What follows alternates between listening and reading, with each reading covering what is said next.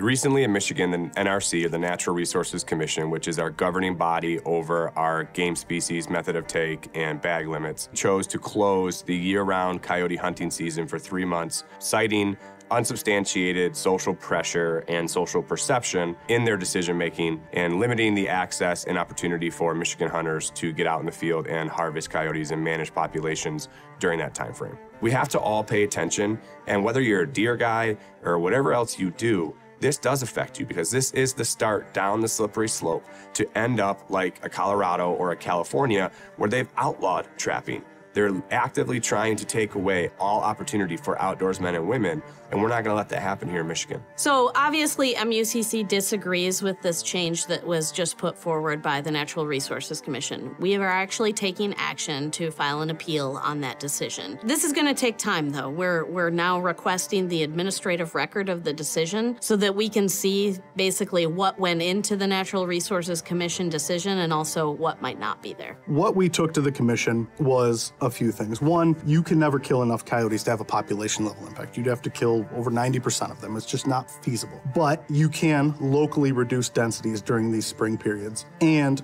during these spring periods, removing coyotes from the population results in higher densities of game populations, deer, turkeys, whichever the case may be. So we took several hundred pages of peer-reviewed research with us to the commission, showed them what we had, cited the biologists that did the research, some of the conclusions that were drawn, and tried to lay out that this spring period is the best time to manage those coyote populations. Coyotes continue to flourish. They're in all 82 counties of Michigan. And if we stop for 3 months and give them a break for 3 months, I don't see how we can rationalize the fact that they won't grow or they won't overpopulate when during a year-round season, we still have had no population level effect. We've just been able to manage them locally. But as a species, they are thriving, and we need to make sure that it doesn't affect the other things that we've put value on, our turkeys, our woodcock, our grouse. We know that raccoons and mesopredators are a huge population issue for those ground nesting birds, for fawns, for other species, and we have to manage those too, but people just don't want to think of it that way. The coyote thing is just a microcosm of what's happening. The worry is that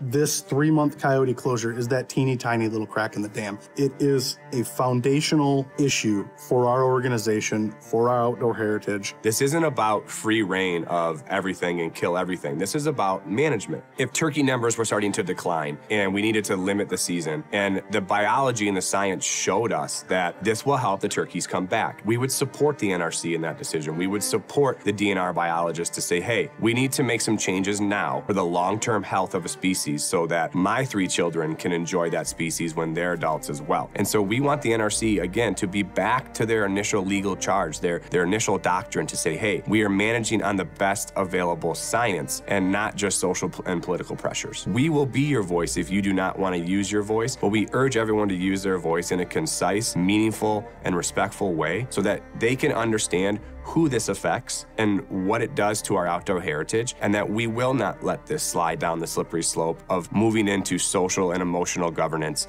instead of sound biological science.